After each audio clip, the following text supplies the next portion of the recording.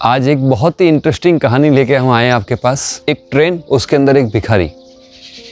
उसका एक रोज़ का काम था कि वो एक स्टेशन से चढ़ता था और दूसरे स्टेशन पर उतरता था और उस पूरे सफ़र के दौरान वो यात्रियों से भीख मांगता था और वो अपना काम चलाता था। एक दिन उस ट्रेन के अंदर एक बिजनेसमैन यात्रा कर रहा था। उस बिजनेसमैन ने उस भिखारी को देखा और जब वो भिखारी उसके पास आया तो उसने कहा, मैं बिजनेसमैन हूँ, मैं एक व्यापारी हूँ और मैं बिना कुछ लिए किसी को कुछ देता नहीं हूँ, तो तुम मुझे ये बताओ, तुम मुझे क्या दे सकते हो। दोस्तों, ये बात उस भिखारी को अच्छी नहीं लगी। उसने कहा, साहब मैं क्या आपको दे सकता हूँ, मैं तो खुद मांग के खाने वाला हूँ, मेरे पास तो कुछ है ही नहीं, मैं क्या आपको दे सकता हूँ। लेकिन तो व्यापारी ने उसको इग्नोर कर दिया। लेकिन जब वो स्टेशन से उतरा उसके बाद उस भिखारी को उस रात को नींद नहीं आई। उसको लगा, मैं क्या दे सकता हूँ, मैं लोगों को बदले में क्या दे सकता हूँ।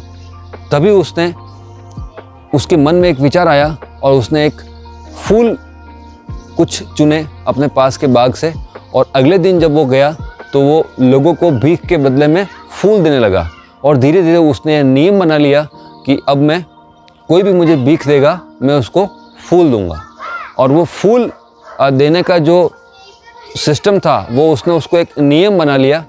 और एक दिन दोबारा वो बिजनेसमैन उसको उसी ट्रेन के अंदर मिला तो उसने वहाँ पे बिजनेसमैन ने उसको फिर से उस भिखारी को रोका और उसे कहा, मुझे तुम्हारा ये विचार बहुत अच्छा लगा और तुमने मुझे फूल दिया और मैंने तुम्हें कुछ पैसे दिए, तो ये भीख नहीं है, ये कीमत है, ये व्यापार है। फिर से व्यापारी उतर गया, वो भिखारी भी उतर गया, लेकिन फिर से भिखारी को उस दिन रात को नींद नहीं आई। उसने कहा, मैं व्यापारी बन गया, मैंने व्यापार करना सीख लिया। उसके बाद कुछ सालों तक वो भिखारी नज़र ही नहीं आया।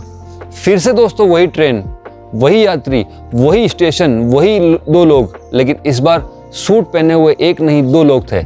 एक वो जो बिजनेसमैन हमेशा सूट में आता था और एक दूसरा वो भी सूट में आया। उसने उससे आके सीधा हाथ मिलाया। उसने कहा, सर आपने मुझे नहीं पहचाना, मैं वही भिखारी हूँ जिसको आपने व्यापारी बना दिया। तो दोस्तों, इस कहानी से हम लोग 3 संदेश ले सकते हैं। पहला संदेश ये कि हमें लाइफ में कोई न कोई ऐसा मैसेंजर मिलता है जो गॉड हमारे लिए भेजता है और उसकी एक कही हुई बात हमें लाइफ में कहाँ से कहाँ पहुँचा सकती है। दूसरा, जिस तरह से उस भिखारी को फूल नज़र आया, वैसे ही हमें लाइफ में बहुत सारी ऐसी अपॉर्चुनिटी मिलती है जो हमारी लाइफ में कहीं ना कहीं है, लेकिन हमें उसके बारे में पता नहीं है। लेकिन जिस दिन हम उसको चुन लेते हैं वो हमारी लाइफ चेंजिंग टूल बन जाता है, हमारे लिए बहुत बड़ा बिजनेस का इनिशियल प्रोडक्ट बन जाता है वो फूल।